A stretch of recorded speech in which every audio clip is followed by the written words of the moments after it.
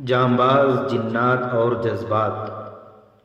ترکمان کا معرکہ ختم ہو چکا تھا، یا سلطان صلاح الدین ایوبی کے کم از کم ان نائب سالاروں اور کمانڈروں کی نگاہ میں یہ معرکہ ختم ہو چکا تھا جنہوں نے الملک الصالح سیف الدین اور مشتقین کی متحدہ افواج کو ان کے توقعات کے خلاف بے ترتیب اور بزدلانہ پسپائی پر مجبور کر دیا تھا۔ سلطان ایوبی کے فاتح کمانڈروں کے سامنے دشمن کی لاشیں پڑی تھیں، زخمی تڑپ رہے تھے۔ موزور گھوڑے اور زخمی گھوڑے اور اونٹ زخمیوں اور لاشوں کو کچل رہے تھے۔ دشمن کے جو سپاہی بھاگ نہیں سکے تھے وہ ہتھیار پھینک کر الگ جمع ہوتے جا رہے تھے۔ بے انداز تلواریں، ڈھالیں، برچھیاں، کمانیں، تیروں سے بھرے ہوئے ترکش، خیمے اور فوجیوں کا ذاتی سامان جس میں نقدی اور قیمتی اشیاء بھی تھے، دور دور تک بکھری ہوئی تھی۔ سلطان صلاح الدین ایوبی اس مقام پر کھڑا تھا جو اس کے دشمن اتحادیوں کے سپریم کمانڈر سیف الدین غازی کا ہیڈ کوارٹر اور اس کی رہائش گاہ تھی۔ پہلے بیان کیا جا چکا ہے کہ سیف الدین اپنی افواج کو بکھرتا اور سلطان ایوبی کی فوج کو یقینی فتح کی طرف بڑھتا دیکھ کر کسی کو بتائے بغیر بھاگ گیا تھا۔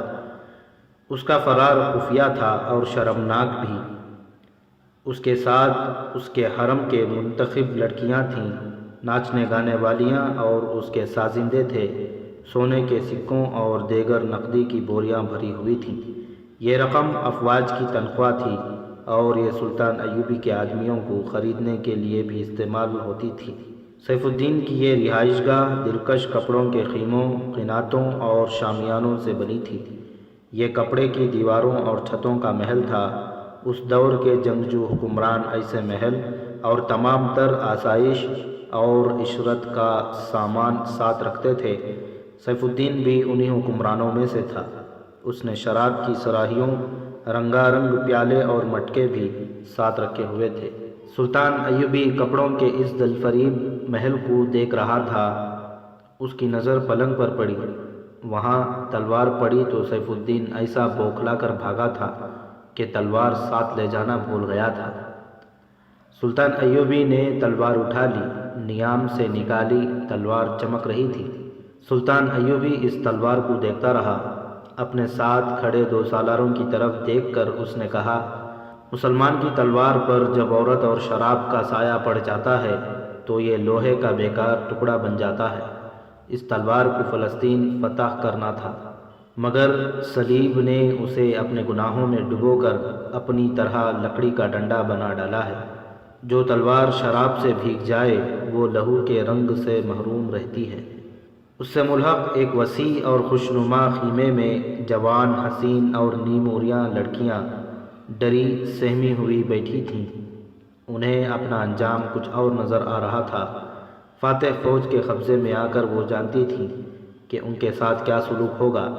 ایسی دلکش لڑکیوں کو دیکھ کر کون درندہ نہیں بن جاتا تھا، لیکن انہیں جب سلطان ایوبی کا یہ حکم سنایا گیا کہ وہ آزاد ہیں اور وہ جہاں جانا چاہیں بتا دیں تاکہ وہاں تک انہیں حفاظت اور عزت سے بھیجا جا سکے، تو وہ اور زیادہ خوفزدہ ہو گئیں۔ انہیں اپنی حفاظت میں لے لیا گیا۔ سلطان ایوبی میدان جنگ میں عورت کے وجود کو برداشت نہیں کیا کرتا تھا۔ ان لڑکیوں سے پوچھا گیا کہ ان کی تعداد کتنی تھی تو انہوں نے بتایا کہ ان میں سے 2 لاپتہ ہیں۔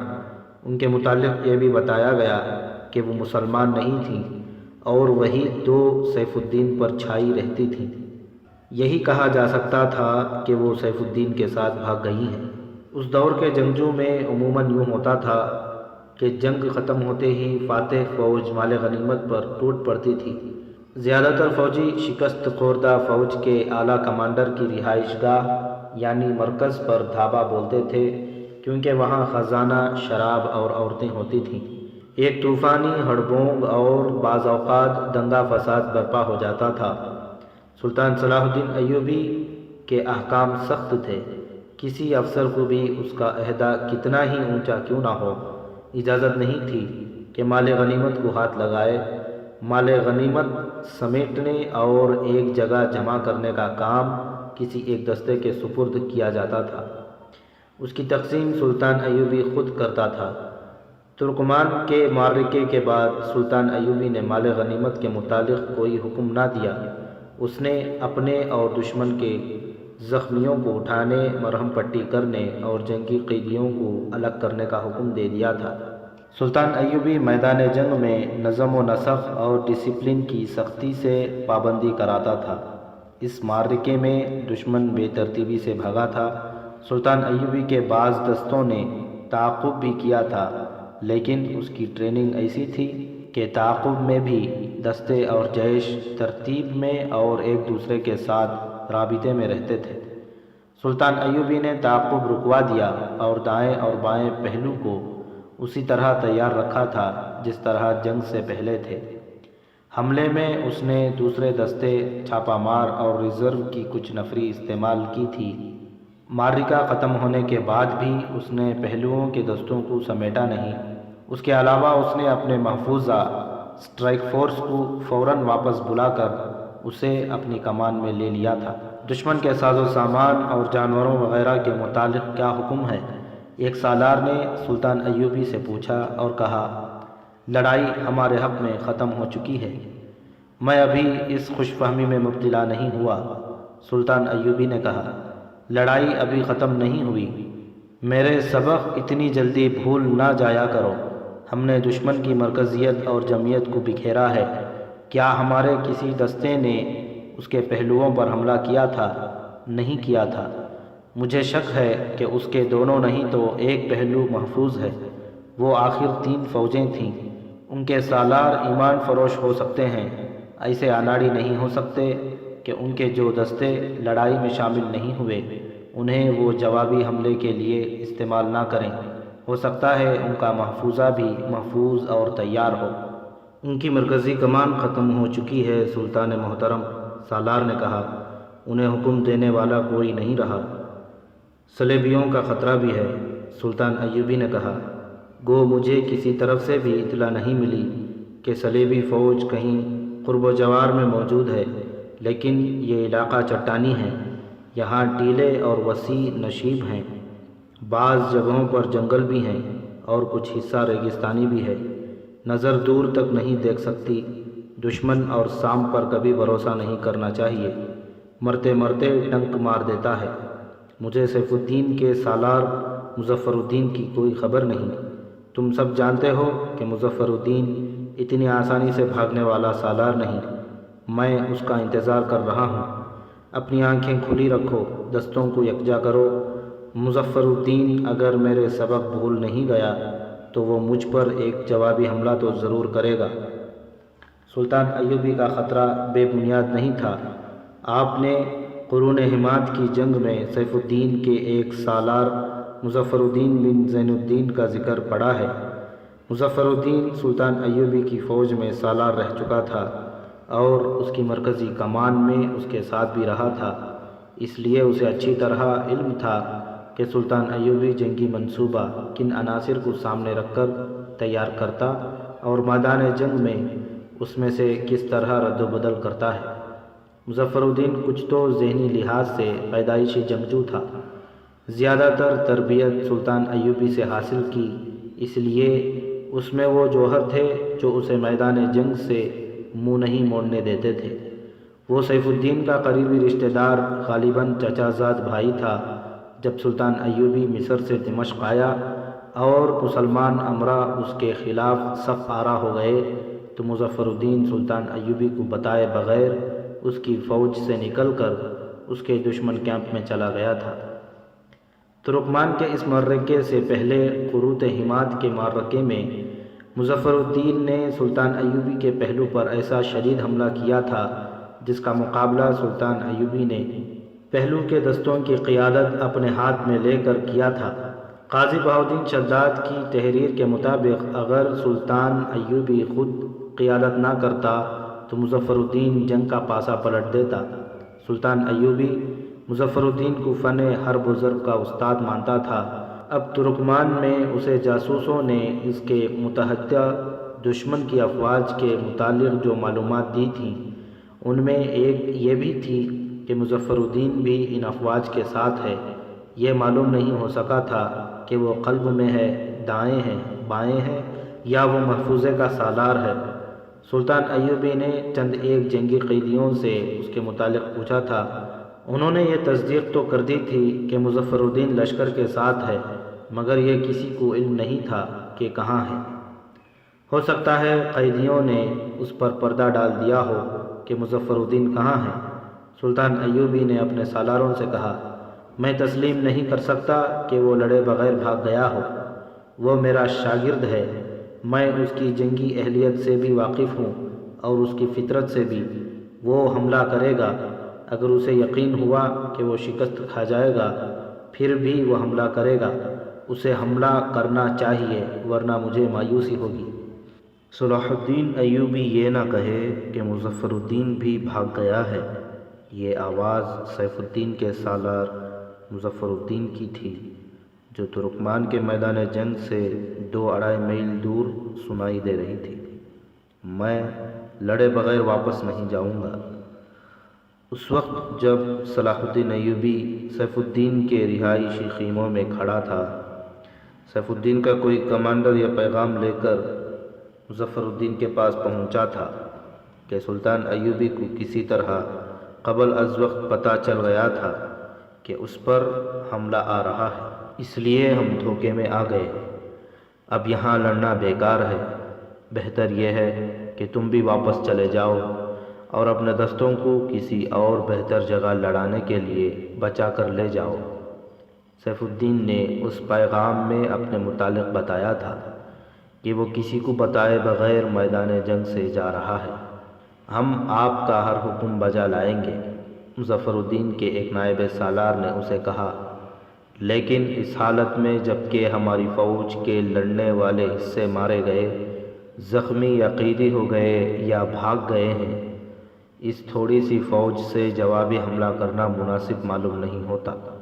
میں ان دستوں کو ناکافی نہیں سمجھتا جو میرے پاس ہیں۔ مظفر الدین نے کہا، یہ اس فوج کا 1/4 ہے جو ہم ساتھ لائے ہیں۔ سلطان ایوبی اس سے بھی کم نفری سے لڑتا اور کامیاب ہوا کرتا ہے۔ میں اس کے پہلو پر حملہ کروں گا۔ میں اب اسے وہ چال نہیں چلنے دوں گا جو اس نے قرون حمات میں چلی تھی۔ تم سب حملے کے لیے تیار رہو۔ عالی مقام سیف الدین غازی والی موصل 3 فوجوں کی نفری سے ہار گئے ہیں۔ نائب سالار نے کہا، میں اپنے مشورے کو دہراؤں گا کہ اس تھوڑی سی نفری سے حملہ کرنا اسے مروانے والی بات ہے۔ میدان جنگ میں اپنے حرم اور شراب کے مٹکے ساتھ رکھنے والوں کے پاس 3 کے بجائے 10 فوجیں ہوں تو بھی اس کا انجام یہی ہوتا ہے جو والی موصل سیف الدین کا ہوا ہے۔ مظفر الدین نے کہا، میں بھی شراب پیتا ہوں، لیکن یہاں پانی بھی نہ ملے تو میں پرواہ نہیں کرتا۔ سلطان ایوبی مجھے ایمان فروش اور غدار کہتا ہے، لیکن میں اس لیے اس سے لڑنے سے منہ نہیں موڑوں گا کہ وہ مسلمان ہے۔ یہ 2 سالاروں کی ٹکر ہوگی، یہ 2 پہلوانوں کا دنگل ہوگا، یہ 2 تیغ زنوں کا مقابلہ ہوگا۔ اپنے دستوں کو تیار کرو اور یاد رکھو، صلاح الدین ایوبی کے جاسوسوں کی نظریں زمین کے نیچے بھی دیکھ سکتی ہیں۔ اپنے دستوں کو آج رات اور پرے لے چلو اور ہر طرف دور دور تک اپنے آدمی چھوڑ دو۔ وہ جسے مشکوک حالت میں گھومتا پھرتا دیکھے اسے پکڑیں۔ اس نے ایک جگہ منتخب کر لی تھی جہاں دستوں کو چھپایا جا سکتا تھا۔ حملے کے لیے اس نے کوئی دن اور وقت مقرر نہ کیا۔ اپنے نائب سالاروں سے کہا، سلطان ایوبی میں لومڑیوں کی چالاکی اور خرگوش کی پھرتی ہے۔ مجھے میرے مخبروں نے بتایا ہے کہ اس نے ابھی مال غنیمت سمیٹا نہیں اور اس نے اپنی فوج کے پہلوؤں کو بھی نہیں سمیٹا۔ اس سے پتہ چلتا ہے کہ وہ پیش قدمی نہیں کرے گا، اور یہ بھی ظاہر ہوتا ہے کہ وہ ہمارے جوابی حملے کا خطرہ محسوس کر رہا ہے۔ میں اسے اچھی طرح جانتا ہوں کہ وہ کس انداز سے سوچا کرتا ہے۔ میں اسے یہ دھوکہ دوں گا کہ ہم سب بھاگ گئے ہیں اور اب حملے کا خطرہ ٹل گیا ہے۔ یہ عقل اور فہم و فراست کی جنگ ہوگی۔ وہ 2 دنوں سے زیادہ انتظار نہیں کرے گا۔ اس طرح میں بھی اپنے جاسوسوں کو اس کی نقل و حمل دیکھنے کے لیے استعمال کروں گا۔ جو ہی وہ مال غنیمت سمیٹنے لگے گا اور اس کی توجہ دائیں بائیں سے ہٹ جائے گی، ہم اس کے پہلو پر حملہ کر دیں گے۔ یہی وہ خطرہ تھا جسے صلاح الدین ایوبی محسوس کر رہا تھا۔ سیف الدین کے لشکر پر جس طرح سلطان ایوبی نے بے خبری میں اس کی توقعات اور اس کے خوابوں کے خلاف حملہ کیا تھا، اس کی تفصیلات پچھلی نشست میں سنائی جا چکی ہے۔ آپ نے پڑھا ہے کہ سلطان ایوبی نے ایک تو اپنے دستے سیف الدین کی فوج کے دائیں بائیں سے اس کے عقب میں بھیج دیا تھا۔ ان کے علاوہ اس نے اپنے چھاپہ مار بھی روانہ کر دیے تھے۔ یہ اس کی کمانڈو فورس تھی جس نے ہر کمانڈر اور سپاہی میں غیر معمولی ذہانت، دلیری اور پھرتی تھی، اور یہ تربیت یافتہ جاسوس بھی تھے۔ اس فورس نے 4-4 سے لے کر 12-12 کی ٹولیوں میں تقسیم ہو کر دشمن کو بہت نقصان پہنچایا تھا۔ ان میں ایک ٹولی 12 سپاہیوں کی تھی جس کے صرف 3 سپاہی اور ٹولی کا کمانڈر الناصر زندہ تھے۔ الناصر اپنی ٹولی کے ساتھ ترکمان کے معرکے سے ہی سیف الدین کی متحدہ فوج کے دور پیچھے چلا گیا تھا۔ اس کا نشانہ عموماً دشمن کی رسد ہوتی تھی۔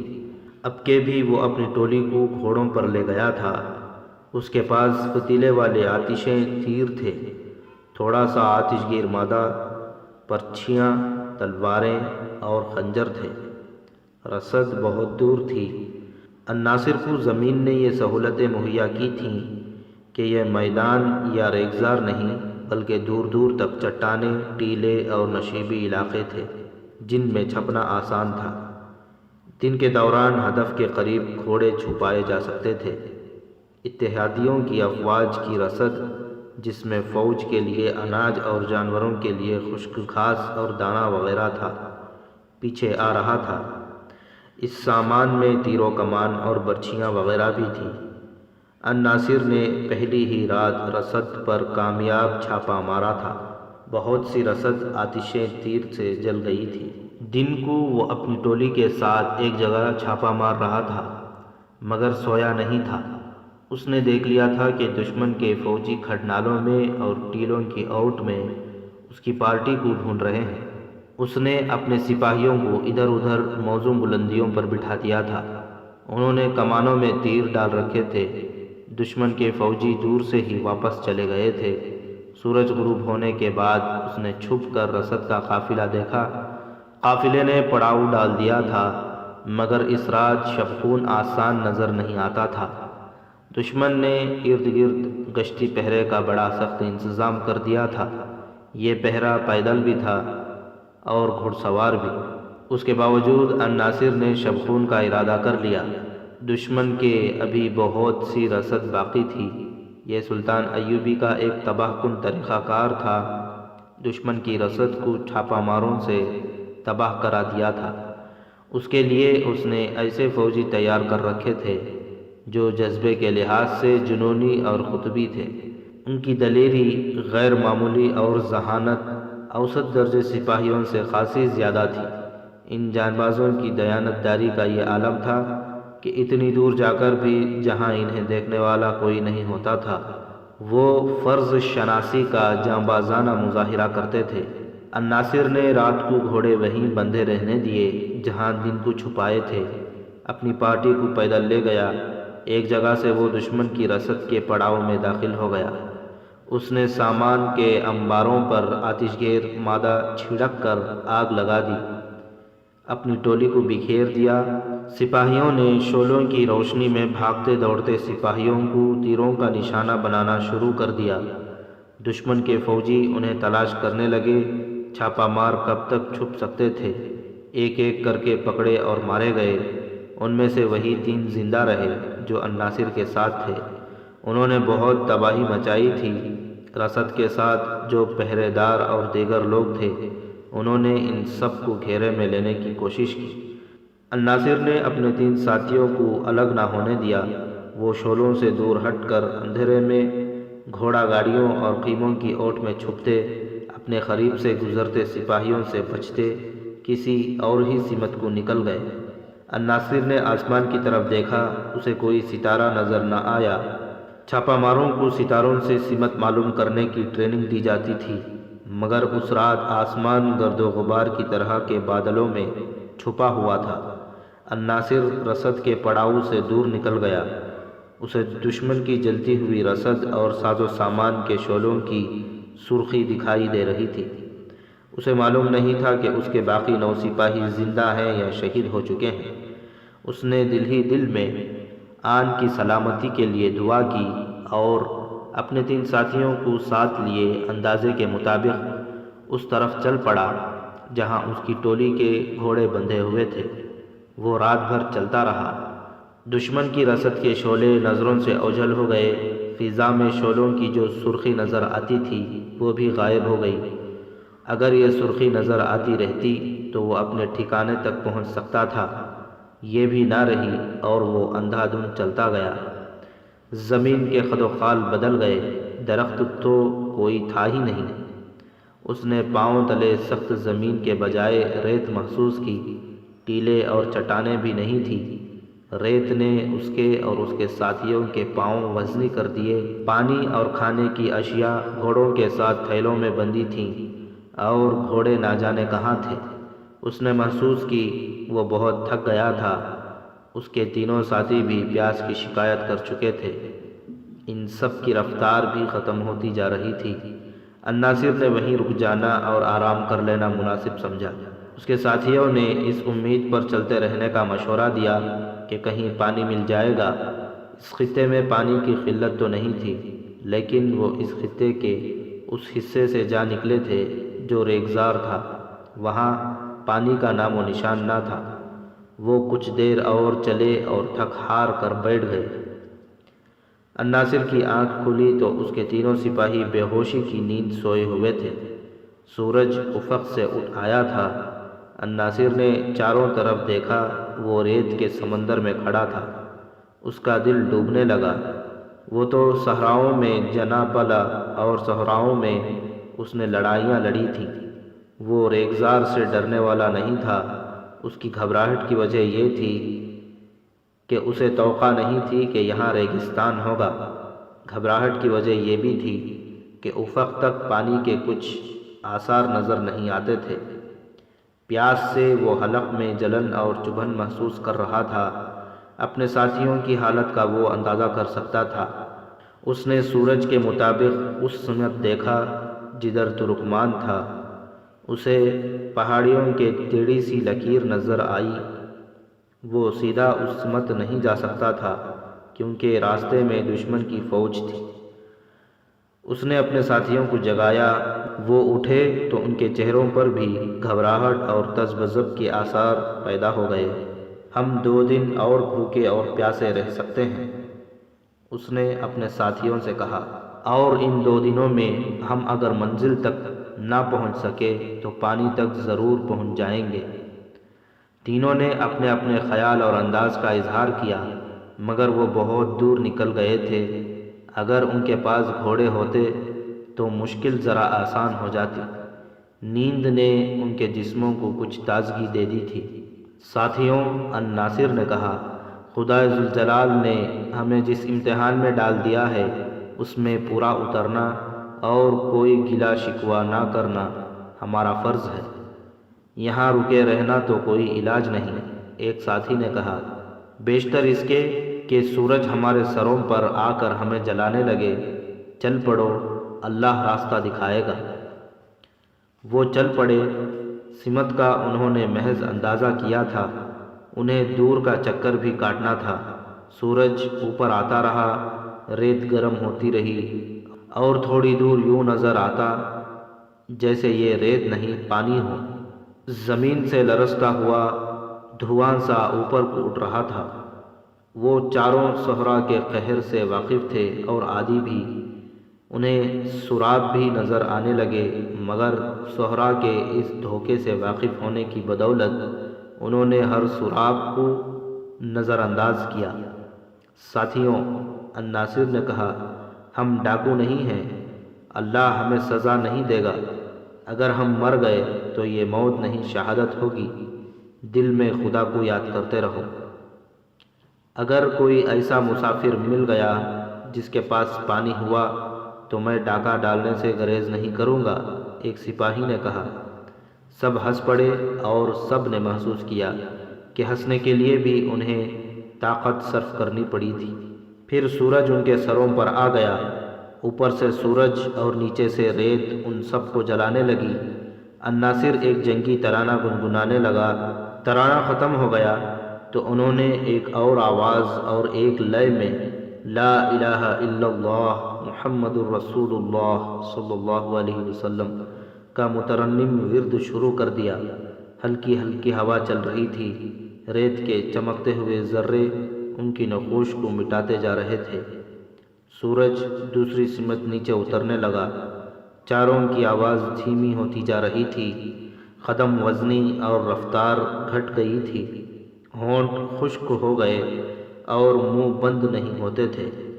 ان کے سائے جب دوسری طرف بڑھنے لگے تو ان کا ایک ساتھی خاموش ہو گیا۔ کچھ دیر بعد دوسرے کی بھی زبان جواب دے گئی۔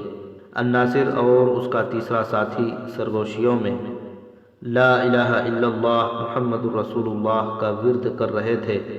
کچھ دور گئے تو سرگوشیاں بھی ختم ہو گئیں۔ ساتھیوں، الناصر نے جسم کی بچی کچی طاقت صرف کر کے کہا، حوصلہ نہ ہارنا، ہمارے جسموں میں ایمان کی بہت نمی ہے، ہم ایمان کی طاقت سے زندہ رہیں گے۔ اس نے اپنے ساتھیوں کے چہروں کو باری باری دیکھا، وہاں خون کا نام و نشان نہیں تھا، سب کی آنکھیں اندر کو چلی گئی تھیں۔ سورج غروب ہو گیا، جوں جوں شام تاریک ہوتی رہی، ریت ٹھنڈی ہوتی گئی۔ الناصر نے ساتھیوں کو رکنے نہیں دیا، خنکی میں ذرا تیز چلا جا سکتا تھا۔ اگر وہ کوئی عام مسافر ہوتے تو کبھی کے گر چکے ہوتے۔ وہ فوجی اور چھاپا مار تھے، ان کے جسم عام انسانوں کی نسبت کہیں زیادہ صعوبتیں برداشت کر سکتے تھے۔ وہ چلتے گئے اور کچھ فاصلہ طے کر کے الناصر نے انہیں رکنے اور سو جانے کو کہا۔ صبح کاذب کے قریب الناصر جاگا، آسمان صاف تھا، ستاروں کو دیکھ کر اس نے اندازہ کیا کہ رات کتنی رہتی ہے۔ ایک ستارے کو دیکھ کر اس نے سمت طے کی اور اپنے ساتھیوں کو جگا کر انہیں ساتھ لیا اور سب چل پڑے۔ ان کی رفتار اچھی تھی مگر پیاس انہیں بولنے نہیں دے رہی تھی۔ یہ ریگستان اتنا وسیع نہیں ہو سکتا۔ الناصر نے بڑی مشکل سے یہ آواز زبان سے نکالے، آج ختم ہو جائے گا، ہم آج پانی تک پہنچ جائیں گے۔ پانی جو دن کو سراب تھا، اندھیرے میں امید بن گیا اور وہ اس امید کی طاقت پر چلتے گئے۔ صبح کا اجالا سفید ہوا، پھر افق سے سورج ابھرا۔ ان جان باز مسافروں کو سب سے پہلا صدمہ یہ ہوا کہ پانی کی امید دم توڑ گئی۔ ریت تو نہیں تھی، زمین سخت تھی، اس میں دراڑیں پڑی تھی۔ یہ پھٹی پھٹی زمین تھی، پاؤں کی جگہ ٹھوکر لگتی تھی، وہاں سے ریت اور مٹی اڑتی تھی۔ 8-10 میل دور زمین سے ابھرے ہوئے ستون اور مینارے نظر آتے تھے۔ یہ مٹی کے ٹیلے اور ریتیلی چٹانوں کی چوٹیاں تھیں، درخت ایک بھی نظر نہیں آتا تھا۔ زمین کی حالت بتاتی تھی کہ یہ صدیوں سے پیاسی ہے اور یہ کسی انسان کا خون پینے سے گریز نہیں کرے گی۔ الناصر نے اپنے ساتھیوں کے چہروں کا جائزہ لیا، اس سے اسے اندازہ ہو گیا کہ اس کے اپنے چہرے کی حالت کیسی ہے۔ اس کے ایک ساتھی کی زبان کچھ باہر نکل آئی تھی، ہونٹوں پر ہلکی ہلکی سوجن تھی، یہ علامتیں خوفناک تھیں۔ زہرہ نے خراج وصول کرنا شروع کر دیا تھا۔ سلطان ایوبی کے اس جان باز کا خون پیاسی زمین کی بھینٹ چڑھنے لگا تھا۔ دوسرے 2 سپاہیوں کی ظاہری حالت یہ تو نہیں تھی، لیکن صاف نظر آ رہا تھا کہ یہ میناروں جیسے ٹیلوں تک پہنچ نہیں سکیں گے۔ الناصر ان کا کمانڈر تھا، اپنی ذمہ داری کا اسے اتنا زیادہ احساس تھا کہ اس کا دماغ اس کے قابو میں تھا۔ اس کی جسمانی حالت اپنے ساتھیوں سے بہتر نہیں تھی۔ اس نے بولنے کی کوشش کی، یہ اس کی قوت ارادی تھی کہ اس کے منہ سے چند الفاظ نکل آئے، اس نے اپنے ساتھیوں کا حوصلہ بڑھانے کی کوشش کی، مگر یہ ایک ناکام کوشش تھی۔ جوں جوں سورج اوپر اٹھتا آ رہا تھا، زمین کی غیر مرئی شعلے بلند ہوتے جا رہے تھے۔ ان چاروں کی رفتار کا اب یہ حال تھا کہ وہ قدم اٹھاتے نہیں، پاؤں گھسیٹتے تھے۔ جس سپاہی کی زبان باہر نکل آئی تھی، اس کی برچھی اس کے ہاتھ سے گر پڑی۔ پھر اس نے کمر بند سے تلوار کھولی اور پھینک دی۔ اس نے یہ حرکات بے خیالی میں کی تھیں۔ اس کے ہاتھ اپنے آپ کام کر رہے تھے اور وہ ناک کی سیدھ میں چلا جا رہا تھا۔ یہ سہرا کا ایک ظالمانہ اثر ہوتا ہے کہ بھٹکا ہوا پیاسا مسافر نیند میں مختلف حرکات کرنے کے انداز سے اپنے جسم سے بوجھ پھینکنا شروع کر دیتا ہے۔ پھر مختلف اشیاء پھینکنے کے بعد وہ اپنے جوتے بھی اتار پھینکتا ہے۔ وہ کہیں رکتا نہیں، چلتا جاتا اور چیزیں پھینکتا جاتا ہے۔ صحرائی مسافر جب جگہ جگہ ایسی اشیاء پڑی دیکھتے ہیں تو وہ اس توقع پر آگے بڑھتے ہیں کہ کچھ ہی دور آگے ایک لاش پڑی ہوگی یا اس بد نصیب کی ہڈیوں کا ڈھانچہ پڑا ہوگا جو راستے میں اپنی آخری متاع بکھیرتا گیا ہے۔ سہرا نے الناصر کے ایک ساتھی کو اس مرحلے میں داخل کر دیا تھا جہاں وہ دنیا کی اشیاء اور اپنے فرائض سے دستبردار ہو رہا تھا۔ الناصر نے اس کی برچھی اور تلوار اٹھا لی اور اس سپاہی سے بڑے پیار سے کہا، اتنی جلدی نہ ہارو میرے عزیز دوست، اللہ کا سپاہی مر جاتا ہے، ہتھیار نہیں پھینکا کرتا۔ اپنی عزت اور عظمت کو ریت میں نہ پھینکو۔ اس کے ساتھی نے اسے دیکھا، الناصر اسے دیکھتا رہا۔ سپاہی نے اچانک قہقہا لگایا اور سامنے دیکھتے ہوئے ہاتھ سے اشارہ کیا۔ بڑی جاندار آواز میں بولا، پانی، وہ دیکھو باغ، پانی مل گیا، اور وہ آگے کی دوڑ پڑا۔ وہاں پانی تھا، نہ پانی کا سراب۔ وہ زمین ایسی تھی جہاں سراب نظر نہیں آیا کرتے۔ سراب ریت کی چمک کا ہوتا ہے۔ اس پر سہرا کا دوسرا ظالمانہ اثر ہونے لگا تھا۔ یہ تھے واہمے اور ایسے تصورات جو حقیقی روپ میں دکھائی دیتے تھے۔ پانی کی جھیلیں اور باغ نظر آتے تھے، عمارتیں دکھائی دیتی تھیں۔ یوں بھی نظر آتا کہ جیسے 1-2 میل دور شہر ہے۔ قافلے جاتے یا اپنی طرف آتے دکھائی دیتے تھے۔ ناچنے اور گانے والیاں بھی نظر آتی تھیں۔ اس بے رحم ویرانے نے الناصر کے ایک ساتھی کو فریب دینے شروع کر دیے تھے۔ سہرا اس کی جان سے کھیلنے لگا تھا۔ یہ شاید سہرا کی رحم دلی بھی تھی کہ کسی مسافر کی جان لینے سے پہلے اسے بڑے ہی حسین اور دل فریب تصوروں میں الجھا دیتا ہے تاکہ مرنے والا اذیت سے محفوظ رہے۔ الناصر کا ساتھی آگے کو دوڑ پڑا۔ وہی سپاہی جو قدم گھسیٹ رہا تھا، تازہ دم آدمی کی طرح دوڑ رہا تھا، مگر یہ دوڑ اس چراغ کی مانند تھی جو بجھنے سے پہلے آخری بار ٹمٹمایا ہو۔ الناصر اس کے پیچھے دوڑا اور اسے پکڑ لیا۔ اس کے دوسرے 2 ساتھیوں میں ابھی کچھ دم باقی تھا۔ وہ بھی دوڑے اور اپنے ساتھی پر قابو پا لیا۔ وہ ان سے آزاد ہونے کو تڑپ رہا تھا اور چلا رہا تھا، چلو جھیل تک چلو، وہ دیکھو کتنے غزال جھیل سے پانی پی رہے ہیں۔ ساتھیوں نے اسے پکڑے رکھا اور وہ آہستہ آہستہ قدم گھسیٹتے چلتے گئے۔ الناصر نے وہ کپڑا جو اس کے سر پر رکھا تھا اس کے چہرے پر بھی ڈال دیا تاکہ وہ کچھ دیکھ ہی نہ سکے۔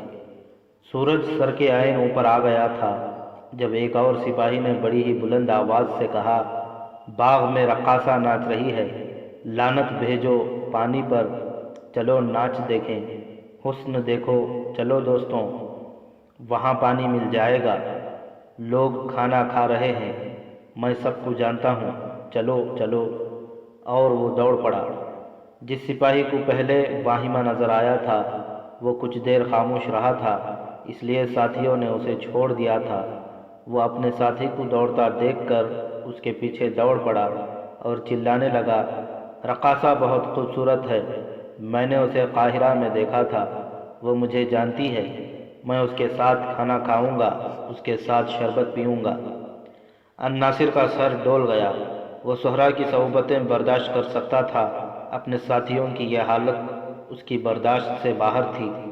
انہیں سنبھالنا اس کے بس سے باہر ہوا جا رہا تھا۔ اس کی اپنی جسمانی حالت بھی دیگرگوں ہو گئی تھی۔ اس کے ساتھ اب ایک ہی ساتھی رہ گیا تھا جس کا دماغ ابھی ٹھکانے تھا۔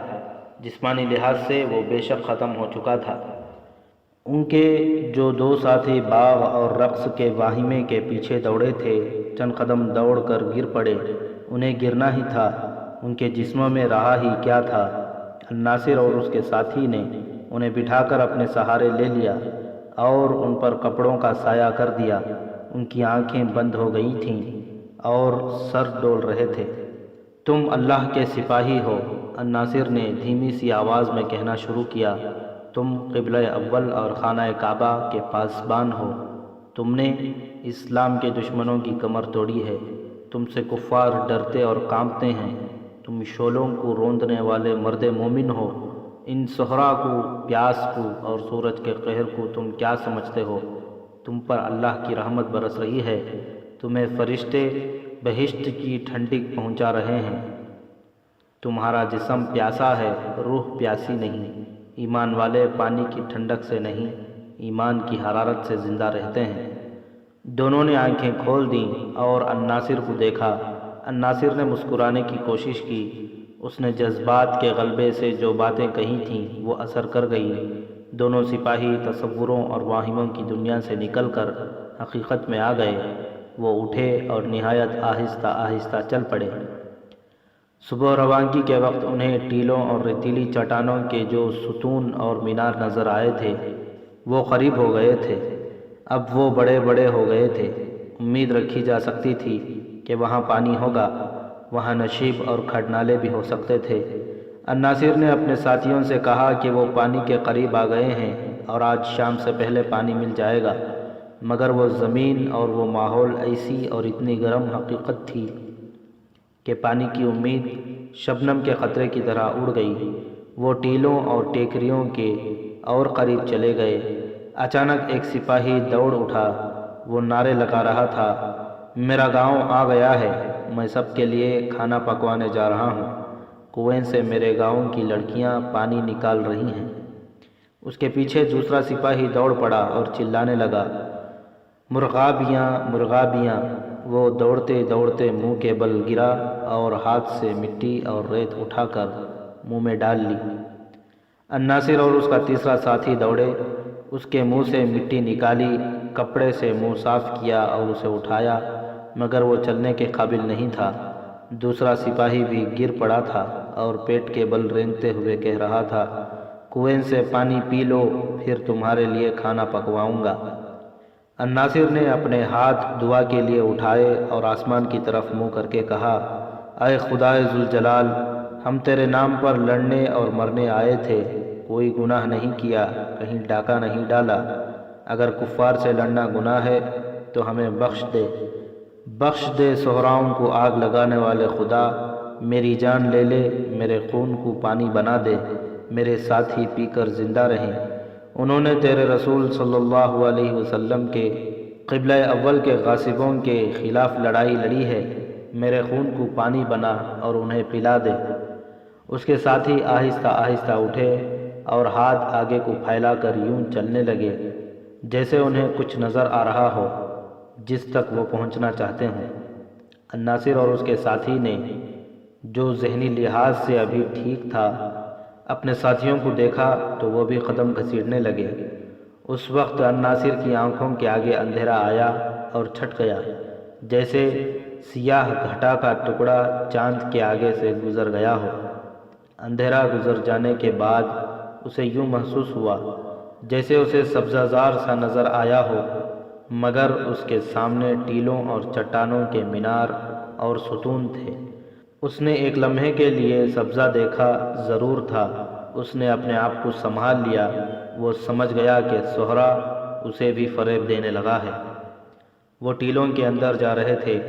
یہ ٹیلے چوڑے تھے، کوئی اونچا نہیں تھے۔ کہیں کہیں کوئی ریتیلی چٹان بھی نظر آتی تھی، اور وہ آگے گئے تو کسی ندی یا دریا کا خشک پاٹ آ گیا۔ صاف پتہ چلتا تھا کہ صدیوں سے یہاں سے پانی نہیں گزرا۔ الناصر آگے آگے اور اس کے ساتھی اس کے پیچھے پیچھے جا رہے تھے۔ الناصر چلتے چلتے رک گیا۔ اس نے اپنے سر کو زور سے جھٹکا دیا، مگر اسے جو کچھ دکھائی دیا تھا وہ بدستور نظر آتا رہا۔ خشک پاٹ کے بائیں کنارے پر ریتیلی چٹان تھی جو اوپر جا کر آگے کو جھک آئی تھی۔ شاید 1-2 صدیاں پہلے اس کے دامن سے پانی ٹکراتا رہا تھا، وہاں سے یہ پانی کی ماری ہوئی تھی۔ اس کی شکل برآمدے کی سی بنی ہوئی تھی، چھت خاصی اونچی تھی اور وہاں سایہ تھا۔ اس سائے میں 2 گھوڑے کھڑے تھے اور ان کے قریب 2 جوان لڑکیاں بیٹھی تھیں۔ وہ اٹھ کھڑی ہوئیں، ان کے رنگ گورے اور نقش و نگار بہت دلکش تھے۔ الناصر نے ان سے دور رک کر اپنے ساتھیوں سے پوچھا، تمہیں بھی وہ 2 لڑکیاں اور 2 گھوڑے نظر آ رہے ہیں؟ اس کے وہ 2 ساتھی جو واہموں اور تصوروں کا شکار ہو چکے تھے خاموش رہے۔ ایک نے کہا، دھند ہے، کچھ بھی نظر نہیں آ رہا، اور وہ گر پڑا۔ اس کا وہ ساتھی جو ذہنی لحاظ سے ابھی ٹھیک تھا سرگوشی میں بولا، میں انہیں دیکھ رہا ہوں، اللہ ہم پر رحم کرے۔ الناصر نے کہا، ہم دونوں کے بھی دماغ معوف ہو گئے ہیں، ہمیں بھی وہ چیزیں نظر آنے لگی ہیں جو حقیقت میں نہیں ہیں۔ جہنم کے اس ویرانے میں اتنی خوبصورت لڑکیاں نہیں آ سکتیں۔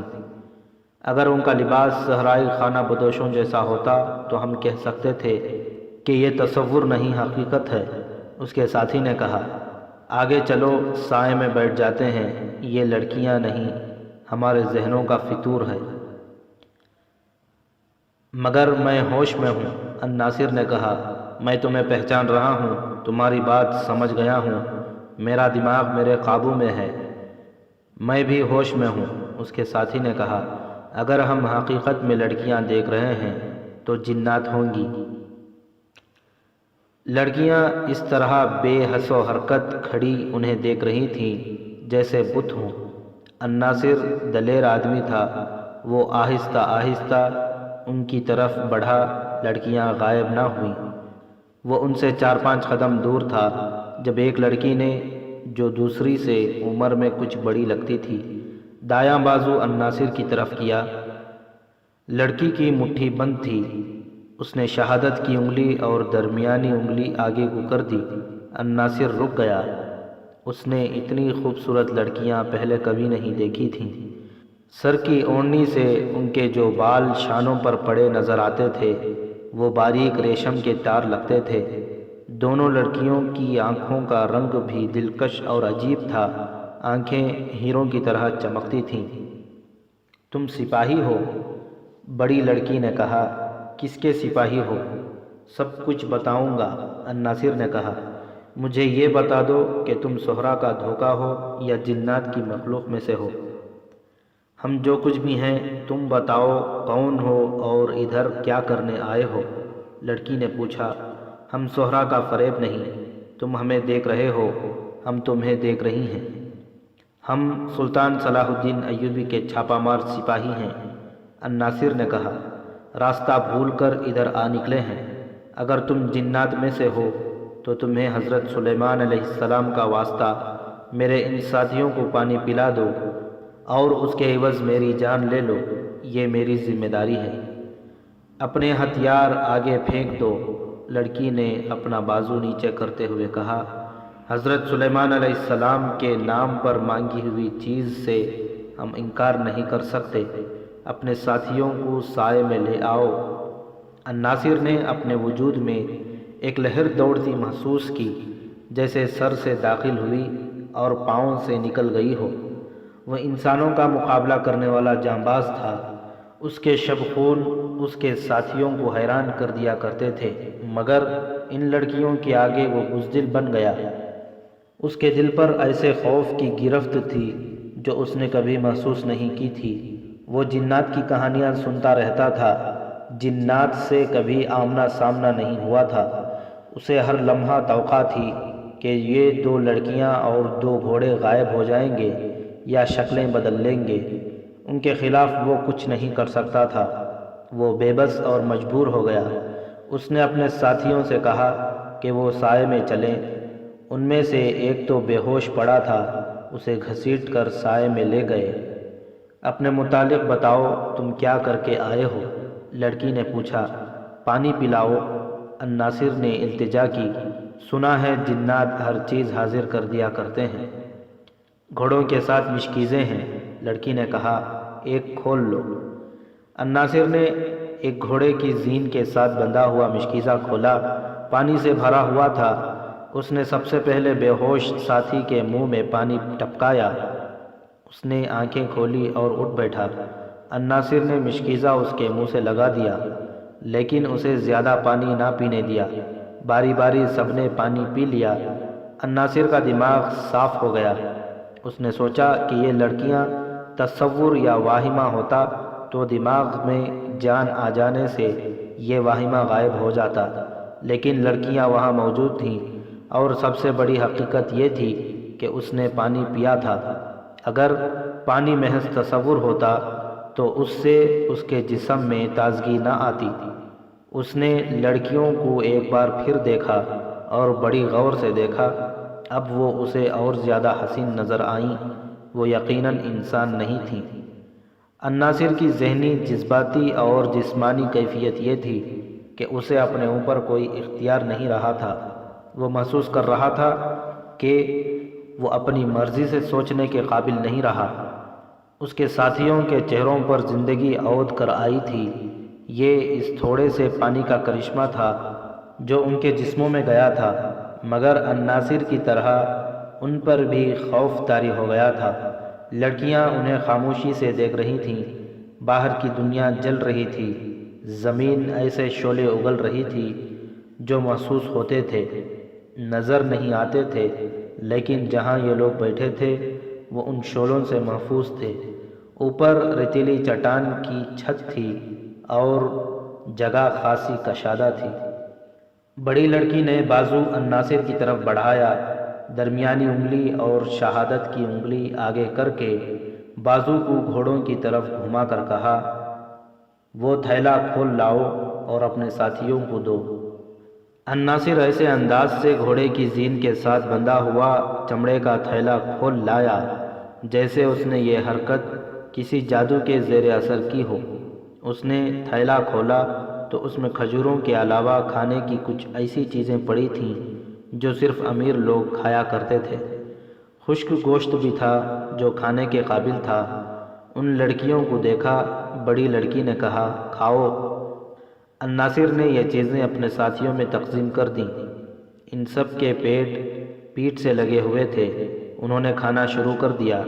کھانا مقدار کے لحاظ سے تھوڑا تھا، جو بظاہر ایک آدمی کے لیے کافی تھا، لیکن چاروں سیر ہو گئے۔ انہیں ماحول نکھرا ہوا دکھائی دینے لگا۔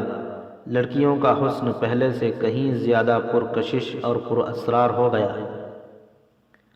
تم ہمارے ساتھ کیا سلوک کرو گی؟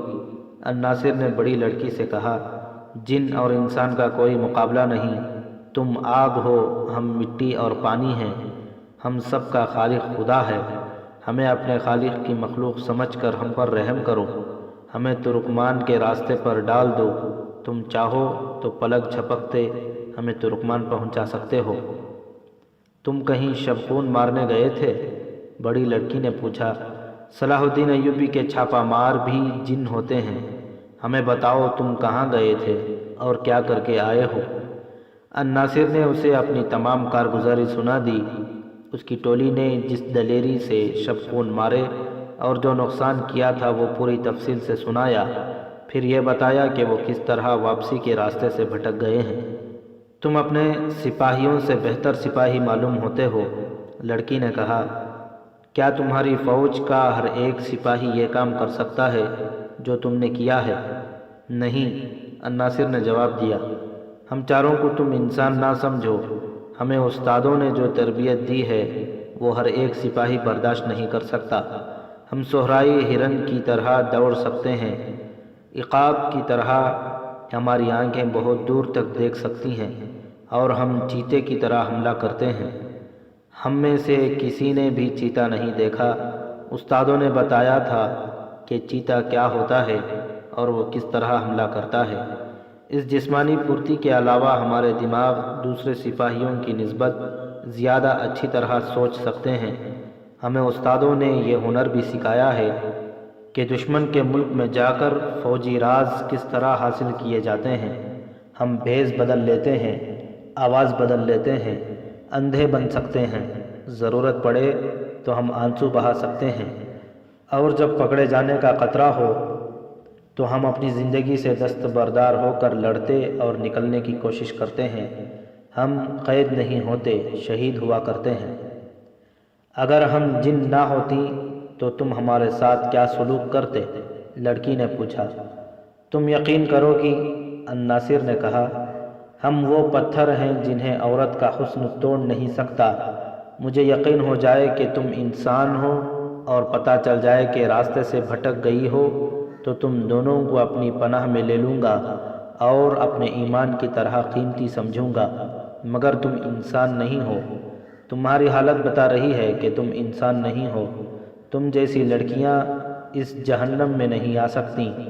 اب میں تم سے التجا کرتا ہوں کہ ہمیں پناہ میں لے لو۔ ہم انسانوں کی مخلوق سے نہیں، لڑکی نے کہا۔ ہمیں معلوم تھا تم کیا کر رہے ہو، ہمیں معلوم تھا کہ تم راستے سے بھٹک گئے ہو۔ اگر تم گنہگار ہوتے تو جس صحرا میں سے تم گزر کر آئے ہو وہ تمہارا خون پی جاتا اور تمہارے جسم کے گوشت کو ریت بنا کر تمہاری ہڈیاں ننگی کر دیتا۔ اس صحرا نے بھٹکے ہوئے گنہگاروں کو کبھی نہیں بخشا۔ ہم دونوں تمہارے ساتھ تھیں۔ تمہیں جو صعوبتیں برداشت کرنی پڑی ہیں وہ اس لیے تم پر ڈالی گئی ہیں کہ تم خدا کو بھول نہ سکو اور تمہارے دل سے گناہ کا خیال اور ارادہ نکل جائے۔ ہمیں معلوم تھا کہ ہم جیسی خوبصورت لڑکیوں کو دیکھ کر تم بھوک اور پیاس کو بھول جاؤ گے اور تمہارے دل پر شیطان کا قبضہ ہو جائے گا۔ تم ہمارے ساتھ ساتھ کیوں رہیں؟ الناصر نے پوچھا۔ ہمیں اس نے بھیجا ہے جو صحراؤں میں راستہ بھول جانے والے نیک بندوں کو راہ دکھاتا ہے۔ بڑی لڑکی نے کہا، تم پر خدا نے جو رحمت نازل کی ہے اس کا تم حساب نہیں کر سکتے۔ اس نے ہمیں کہا تھا کہ مرد نزا کے عالم میں بھی شیطان کے اثر سے آزاد نہیں ہوتا۔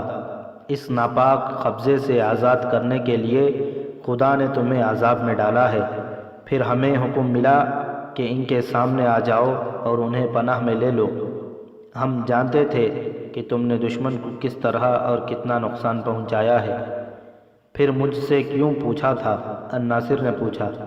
یہ دیکھنے کے لیے کہ تم کتنا جھوٹ اور کتنا سچ بولتے ہو۔ لڑکی نے کہا، تم سچے ہو۔ ہم جھوٹ نہیں بولا کرتے، الناصر نے کہا۔ شبخون مارنے والے خدا کو گواہ بنایا کرتے ہیں۔ اپنی فوج اور اپنے سالاروں کی نظروں سے اوجھل ہو کر ہم اس حقیقت کو دل میں بٹھا لیتے ہیں کہ ہمیں خدا دیکھ رہا ہے۔ ہم خدا کو دھوکہ نہیں دے سکتے۔ الناصر خاموش ہو گیا اور پوچھا، تم نے میرے اس سوال کا جواب نہیں دیا کہ ہمارے ساتھ کیا سلوک کرو گی؟ جو ہمیں حکم ملا ہے اس کے خلاف ہم کچھ نہیں کر سکتے، لڑکی نے جواب دیا۔ ہمارا سلوک برا نہیں ہوگا۔ ہم دیکھ رہے ہیں کہ تم اب بول نہیں سکتے۔ تمہاری اور تمہارے ساتھیوں کی آنکھیں بند ہو رہی ہیں، مگر تمہارے دلوں میں جو خوف ہے وہ تمہیں سونے نہیں دے رہا۔ دل سے خوف نکال دو اور سو جاؤ۔ پھر کیا ہوگا؟ الناصر نے پوچھا۔ جو اللہ کا حکم ہوگا، لڑکی نے جواب دیا۔ ہم تمہیں نقصان نہیں پہنچا سکتے۔ اگر بھاگنے کی کوشش کرو گے تو ان ریتیلی ستونوں کی طرح ستون بن جاؤ گے۔ تمہیں دور سے یہ ستون نظر آئے ہوں گے، ان کے اوپر کوئی چھت نہیں، یہ مینار لگتے ہیں، اصل میں انسان ہیں، انسان تھے۔ ہمیں حکم نہیں کہ تمہیں دکھاؤں۔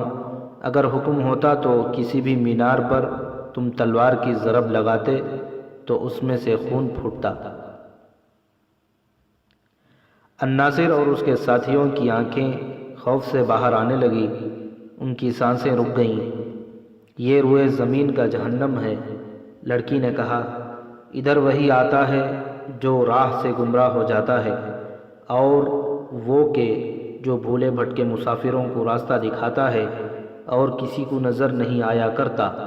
انہیں غزال جیسی خوبصورت جانوروں یا ہم جیسی خوبصورت لڑکیوں کے روپ میں آ کر انہیں راہ پر ڈالتا، پانی پلاتا اور انہیں اس دوزخ کی اذیت سے بچا لیتا ہے۔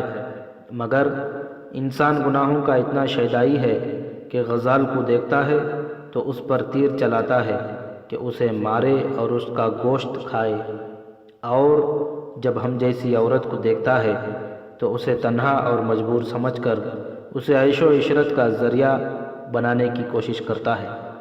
وہ بھول جاتا ہے کہ اس کا آخری وقت آ پہنچا ہے۔ وہ لڑکی سے کہتا ہے کہ آؤ میرے ساتھ، تمہارے ساتھ شادی کروں گا، تم میرے حرم کی ملکہ ہو۔ ریت اور مٹی کے یہ بے ڈھنگ اور لمبوترے مینار ایسے ہی آدمی تھے، تم ان میں شامل نہیں ہوگے، سو جاؤ۔ اگر ہمیں دیکھ کر تمہارے دل میں گناہ انگڑائی لے تو اسے بھی سلا دینا، ورنہ تمہارا انجام یہی ہوگا جو تم دیکھ رہے ہو۔ انسان کی یہ کمزوری ہے کہ جس لذت کی وہ پیداوار ہے اسی لذت کا شیدائی ہو کر تباہ ہوتا ہے اور بڑے برے انجام کو پہنچتا ہے۔ انسان کی اس کمزوری نے قوموں کے نام و نشان مٹا دیے ہیں۔ لڑکی کے بولنے کے انداز میں جادو کا سا اثر تھا۔ یہ کسی پہلو اس دنیا کی لڑکی نہیں تھی، اس کے سینے میں ایک مقدس پیغام تھا۔ الناصر اور اس کے ساتھیوں پر تقدس طاری ہو گیا اور وہ خود فراموشی کے عالم میں سنتے رہے۔